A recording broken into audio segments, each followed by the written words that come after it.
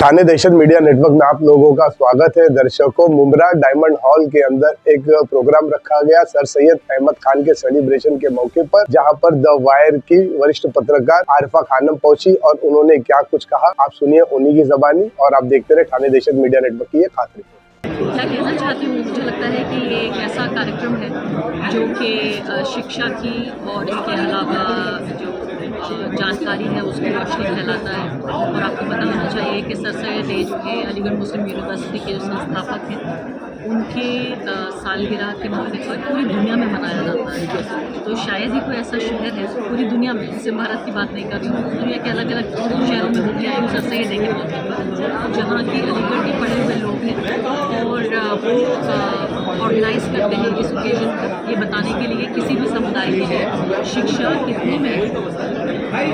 Madam, जिस तरीके से देश भर में हालात चल रहे हैं, आपको बताया, आप एक जर्नलिस्ट भी हो, मुस्लिम को ही टारगेट बनाया जा रहा है, तो उसको लेकर आपका क्या कहना है?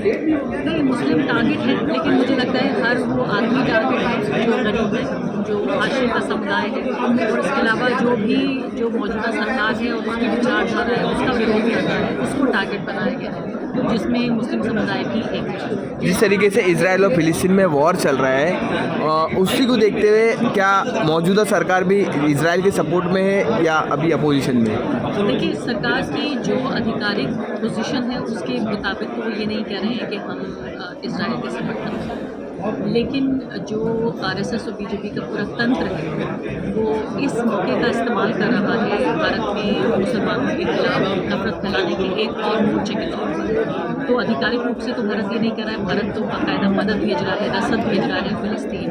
प्रधानमंत्री का ट्वीट इजराइल के फेवर में आया था कि वो आतंकवाद के खिलाफ है, इजराइल के साथ है, तो उसके बाद ये भी ट्वीट आया कि बहुत दुख हुआ कि हमला किया गया अस्पताल पर। तो इसका मतलब एक तरह से सरकारी स्तर पर तो संतुलन बनाने की कोशिश हो रही है, लेकिन जो ज़मीनी स्तर पर जो इनके मैं कहूँगी कार्यकर्ता हैं वो इसको एक और ध्रुवीकरण के मौके के तौर पर इस्तेमाल कर रहे हैं। फिलहाल मौजूदा सूरत हाल में मुसलमानों को सर सैयद अहमद खान के नक्शे कदम पे चलने की कितनी ज़रूरत है? बहुत ज़रूरत है। मुझे लगता है इससे पहले शायद अलीगढ़ मूवमेंट की और सर सैयद अहमद खान की इतनी ज़रूरत मैंने कभी महसूस नहीं की पिछले 20-22 साल में। वो हमेशा रेलेवेंट रहे, लेकिन आज की तारीख में मुझे लगता है जब ऐसा लगता है कि एक पूरा समुदाय दिशाहीन हो रहा है, डायरेक्शन लेस हो रहा है, तब बहुत ज़रूरत है ऐसे वक्त में कि सर सैयद अहमद खान की किताब को उठाया जाए और देखा जाए कि जब उनके ऊपर इतने बुरे हालात थे, जब उम्मीद नहीं मिल रही थी और उस वक्त सोचिए आप देश भी आज़ाद नहीं था, तब उन्होंने बाहर की हुकूमत, जब गुलाम देश था तब वो ऐसा कर पाई, तो आज़ाद देश है, उसमें उम्मीद बनती है। हमारे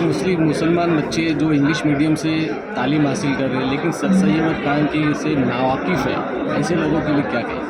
कई लोगों को इनका इतिहास भी नहीं पता है क्या थे करके, नहीं, कई लोग भी ऐसे सही बात नहीं है, और इसीलिए इस तरह के जो आज का ओकेजन है, यहाँ जितने कई 100 लोग बैठे हुए थे वो जाके और कुछ 100 लोगों को बताएंगे, फिर अभी आप लोग जो रिकॉर्ड कर रहे हैं, मुझे लगता है कि आप भी एक तरह की सर्विस ही कर रहे हैं इस तरह से रिकॉर्डिंग करके लोगों को बताने के लिए। और जैसे आपने कहा कि जो आधुनिक भारत के जो निर्माता हैं, makers of modern India, Ramachandra Guha जो हिस्टोरियन, उन्होंने बाकायदा किताब लिखी है, उनमें जिन 6 लोगों का जिक्र किया है कि जो मेकर्स ऑफ मॉडर्न इंडिया हैं, जिन्होंने आधुनिक भारत को बनाया है, उसमें सर सैयद अहमद खान एक है। तो सबसे बड़ी बात यह है कि सर सैयद अहमद खान को सिर्फ एक मुसलमानों का एक रिफॉर्मर या उनका एक नेता या उनके एक व्यक्ति के तौर पे नहीं देखा जाना चाहिए। उन्होंने अलीगढ़ मुस्लिम यूनिवर्सिटी बनाई, वो उस वक्त में मुसलमानों के लिए थी, लेकिन आप देखिए कि इतने सालों में लेकिन कितने हज़ारों लाखों हर समुदाय के लोगों को एजुकेट किया है। इंग्लिश मीडियम के तालीम हासिल करने में उर्दू को कितना नुकसान है? नहीं, मुझे नहीं लगता कि ये कोई कंपटीशन है। मैं आप देखिए हिंदी की पत्रकार हूँ, मैंने शुरुआत की अंग्रेज़ी अखबार से और उर्दू मेरे जज्बात की ज़बान है। मैं और भी भाषाएं सीखना चाहती हूँ, मुझे फ़ारसी बड़ी अच्छी लगती है, मुझे स्पेनिश भी पसंद है। तो मुझे नहीं लगता कि इसका कोई मुकाबला है किसी भाषा के, कि या तो आप उर्दू पढ़ेंगे या आप अंग्रेज़ी पढ़ेंगे। मुझे लगता है सारी भाषाएँ पढ़नी चाहिए। आप महाराष्ट्र में हैं तो मराठी भी पढ़िए, तो जितना ज़्यादा भाषाएँ आप जानेंगे उतने ज़्यादा मालदार हो जाएगा। नौजवान लड़के लड़कियों को सर सैयद अहमद खान को कितना जानने की ज़रूरत है? बहुत ज़्यादा। मैंने वही कहा कि डायरेक्शन के लिए, एजुकेशन के लिए, और जब सत्ता का सबसे खूबसूरत चेहरा आपके सामने हो तो उस सत्ता का मुकाबला आम नागरिक कैसे करे? आम नागरिक सर सैयद के तरीके से उनका मुकाबला करें। और सर सैयद को आप इंटरनेट पर सर्च करके पढ़िए, सर सैयद की जो स्पीचेस हैं उनको देखिए, उनकी किताबें पढ़िए। सर सैयद के बारे में बहुत कुछ लिखा जा चुका है, मैंने भी कई आर्टिकल लिखे हैं। जब आप औरतों की तालीम को लेकर मैंने लिखा है इंडियन एक्सप्रेस में आर्टिकल कुछ साल पहले। तो मुझे लगता है कि हर तरह से सर सैयद को देखने, समझने, पढ़ने, जानने की और आत्मसात करने की जरूरत। तो दर्शकों, ये थी ठाणे देशद मीडिया नेटवर्क की खास रिपोर्ट। आवाज आपकी, खबर हमारी। जय हिंद, जय महाराष्ट्र। हमारे न्यूज चैनल्स को सब्सक्राइब करें, लाइक करें, कमेंट्स करें, शेयर करें और घंटी का बटन प्रेस करें ताकि आने वाली हर वीडियो और अपडेट्स की नोटिफिकेशन आप सभी को मिलती रहे। जय हिंद, जय महाराष्ट्र।